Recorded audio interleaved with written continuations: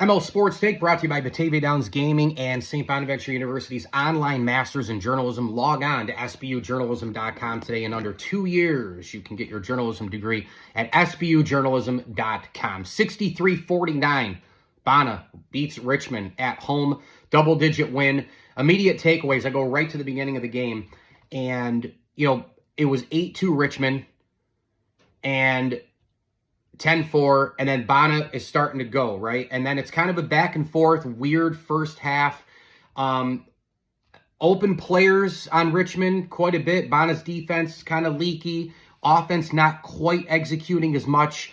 Hinton cracks me up because he makes 1 or 2 threes. He thinks he's Larry Bird. He keeps chucking. Now, I know the numbers, and I'll get to more of him in a minute.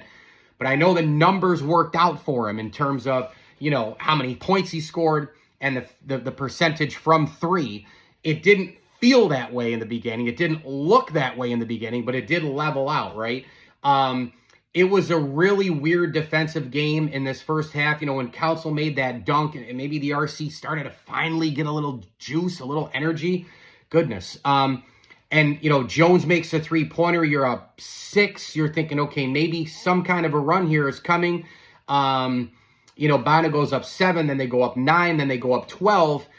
And that was one of the big parts of the game, I thought, where Bonaventure played really, really well. That was one of the big chunks of time from it was 24-23. Council gets the offensive rebound off the Jones jumper. Hinton makes the jumper, and they go from up 24-23 to 26-23. And then, at the half, it's 37-25. So, when you do the math at 24-23, that's a 13-2 run to end the half, and it was closed by that guy Hinton again with the 3-point shot. So you're feeling pretty good, right? I mean, you're up double digits. Bana is really in the Schmidt era, typically a second half team. And then, what happened here? It was erased right out of the chute. I mean, closing out on shooters, right? Like Roach makes the 3. Richmond claws back. Roach makes another 3. Beagle makes the layup, and it's a 3-point game. Richmond takes the lead on the free throws. White, I think, made those.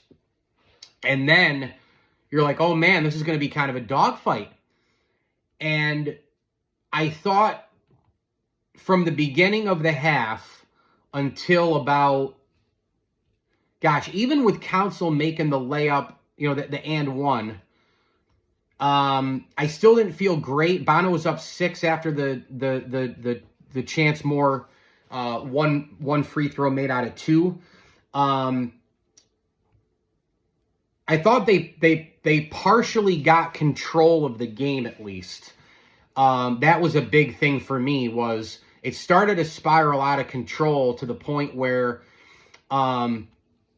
that lead at the half, it crumbles down to 45, I guess 43-40, 45-40, 47-42. It was 3-point, 5-point, 7-point, 6-point, and you kind of go back and forth there. Hinton made a 3-point jumper, which was huge at 56-45, but really it was, I thought, the control of the game probably started.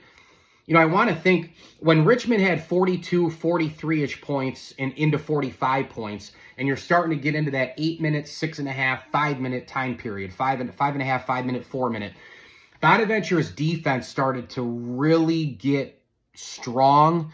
And I thought on the perimeter, get out and then move across, get out and move to the wings. And with that, Richmond was having trouble making shots. They were having trouble getting the ball inside. Bana was kind of building wall after wall, and they started to close out a lot better, and they got control of the game compared to the first 6 to 8 minutes of the half. Because when Roach made those shots and the 12-point lead disappeared, and you had miscues as well, right? I mean, you had some misses by Bana. You had a turnover here, turnover there. Bonaventure's offensive rebounding kind of went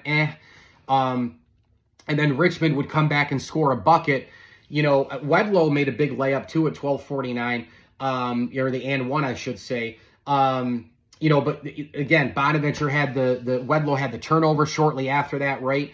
And you were kind of wondering here, right? Like 1-point game, 2-point, 5-point set. And then I think right after Council gets the and one at 8:38.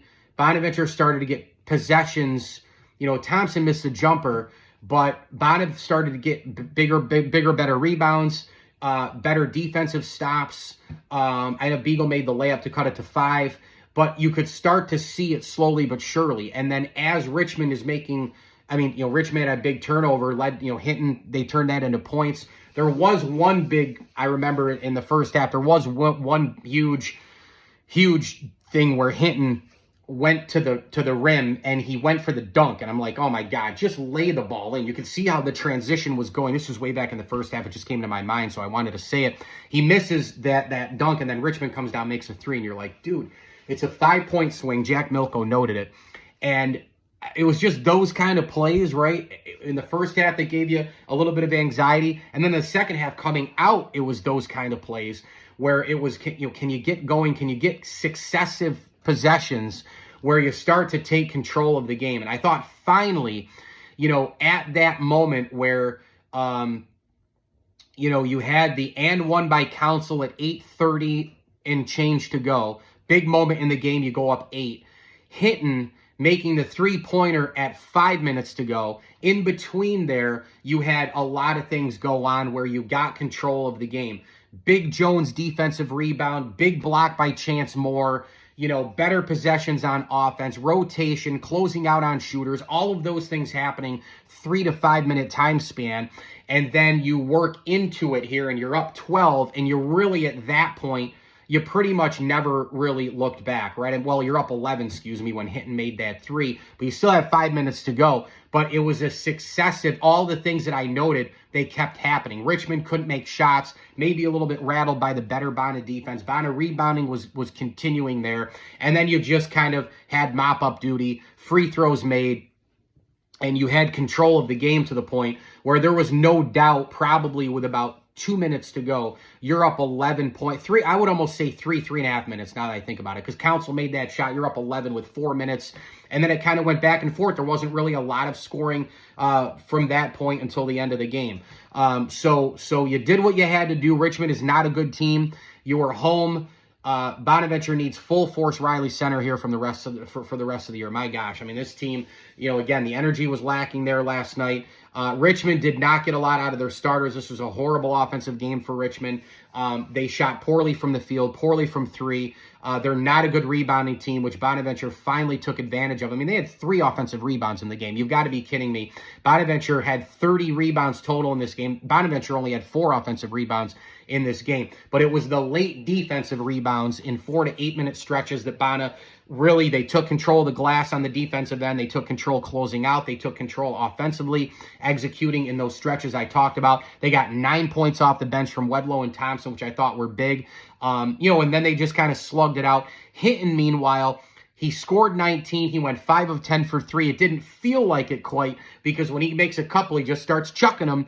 And, those things, you get a little bit of control. He's got to kind of pipe down a little on that. Again, would have liked to have seen him lay the ball in instead of trying to dunk that ball in the first half. It counts the same. If he's on a break and nobody's around him, fine, but there's a player closing on him at that point.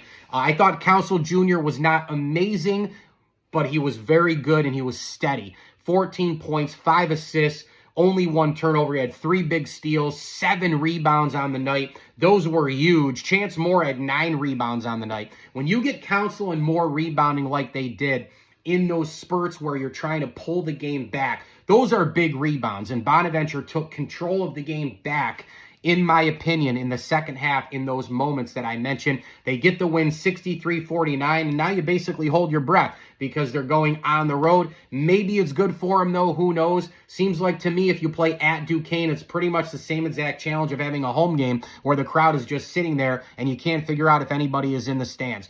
You looked around at this camera shots, the corners, not a lot of people there. I don't know what it is. I don't know what's going on there during the week, winter, budget, post-Christmas, not interested, 2 bad losses. I don't know what it is, but there were pockets of the Reds open. You can see the lower bowls open as well. I don't know what it is. I don't know what else you're going to do on a Wednesday night in Olean at 7 o'clock. I'm not really sure, and I'm not telling people how to spend their money. I'm not. But we hear about from every corner of the country how amazing the fan base is in Olean, and they love their Bonnies and this and that. I know people have kids. I know they have schedules. I know they have this and that and the other thing. But based on population and how many people it takes to fill, at least, I'm not calling for a sellout here, but what it takes to fill mostly the RC, you have enough people in the surrounding area, plus those little towns around, you get your Baths and your Wellsvilles and all these places. I don't know. I just, you look at it and you're like, wow. But neither here nor there. Duquesne on the road, then Mason at home. Mason beat Dayton last night. Dayton is really struggling right now. VCU on the road coming up at the end of the month. I mean, this is, again, a couple of games here to pay attention. That's why, again, losing to LaSalle at home right now is that real, that's your killer. That's your killer. Because if you win that game and you're 16-2 and you don't really have any bad loss, you don't have any great wins, but you don't have any bad losses, 16-2, you're like, okay. But now the LaSalle, that bad mark there, you almost look at Duquesne, Mason, VCU, this next stretch, 6, 7, 8 games. You got a couple roadies. You got to go at Loyola. So we'll see what happens here. But again, it felt like a little bit of a rock fight last night against Richmond at times. But Bonaventure, the biggest positive I take out of this is the ability to take. Richmond took control early second half. Bona, defensive rebounds, different adjustments. Give me that game back, and they did that. Mike Lindsley here with you, an ML Sports Take brought to you by our good friends at Batavia Downs Gaming, Western OTB, and St. Bonaventure University's online masters in journalism. In under 2 years, you can get it. Become a Bonnie today at sbujournalism.com. Please like this video and subscribe to my channel, and as I always tell you, enjoy the games.